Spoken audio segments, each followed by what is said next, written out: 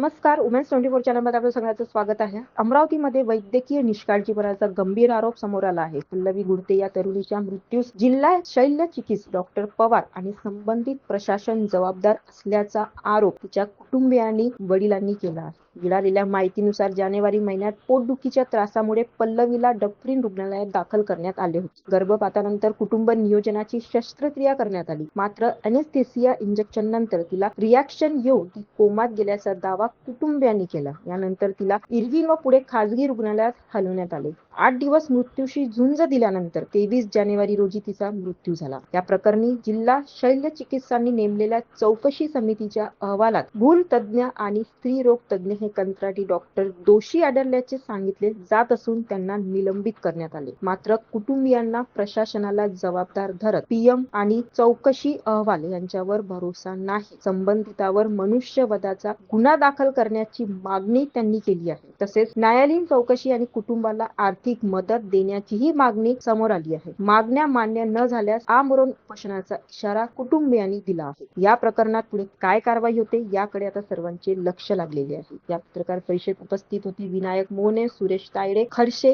रंगारी साहेब. माझ्या मुलीचा मृत्यूचा घटनाक्रम तुम्हाला सर्वांना माहिती आहे. आता उद्देश एवढा बारीक सांगण्याचा काही गरज नाही. माझ्या मुलीचं प्रकरण हे जिल्ह्यातच नव्हे तर सर्व महाराष्ट्रामध्ये गाजलं. कारण प्रकरण कसं घडलं, माझ्या मुलीच्या घटनाक्रमासंदर्भात सगळ्यात तारखानुसार आता मला सांगायची गरज नाही. फक्त मी जे महत्वाचे मुद्दे आहेत जे मला आक्षेप नोंदवायचे आहेत ते आक्षेप मी घेतो. आणि माझ्या मुलीच्या मृत्यू संदर्भात जे समिती नेमण्यात आली होती आणि त्या समितीनं जो अहवाल सादर केलेला आहे, पहिली गोष्ट तर मला त्या समितीचा अहवालच मान्य नाही.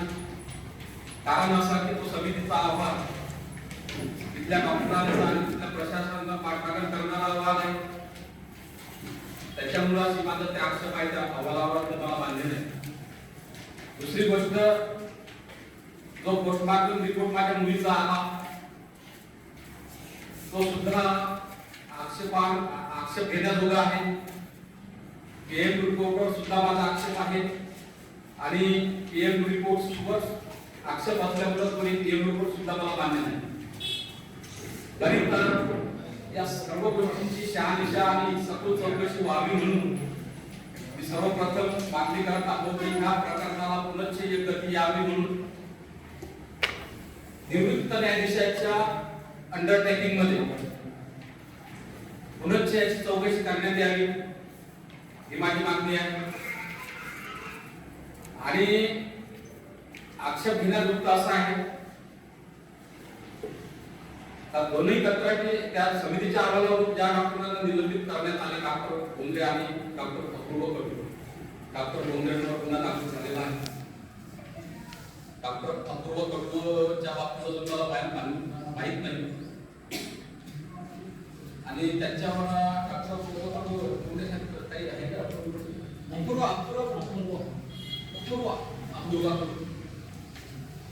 यांच्यावर गुन्हा दाखल का करण्यात आला नाही याचा खुलासा अजून काही समजत नाही आला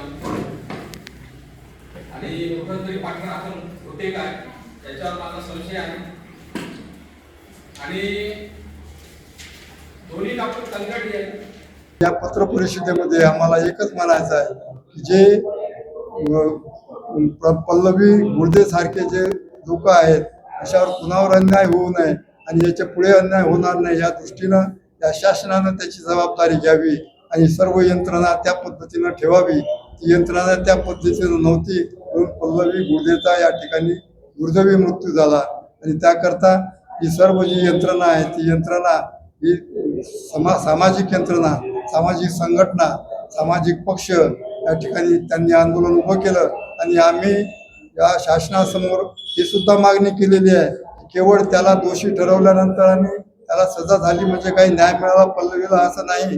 तर पल्लवीची जी लहान मुलं आहेत, एक 3 वर्षाचं मुलं आहे, एक 5 वर्षाचं मुलं आहे, त्याच्यानंतर म्हातारे सासरे आहेत, यांच्या ह्याच्यामध्ये जे त्यांच्यावर अन्याय झाला आणि त्या अन्यायामध्ये तिची दुर्दशा त्यांच्या कुटुंबाची झालेली आहे. ती दुर्दशा दूर होण्याकरता महाराष्ट्र शासनानं त्यांना 50 लाख रुपयाची नुकसान भरपाई त्या कुटुंबाला द्यावी अशी सुद्धा आम्ही मागणी केली. अशाच माहितीसाठी बघत रहा उमेन्स 24 चॅनल. धन्यवाद.